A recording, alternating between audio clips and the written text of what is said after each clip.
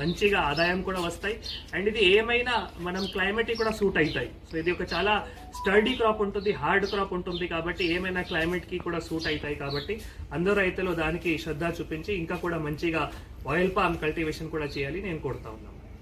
Sir ఇక్కడ నుంచి roots అనేది 1 2 3 4 ఇక్కడికి వస్తాయి సార్ దీని వేర్లు. తర్వాత ఆ ప్లాంట్ అక్కడికి చాలా డెన్స్ అయిపోతాయి.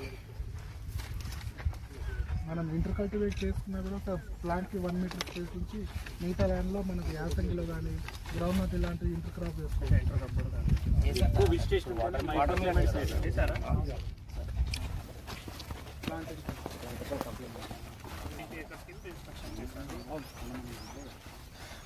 GD only 598.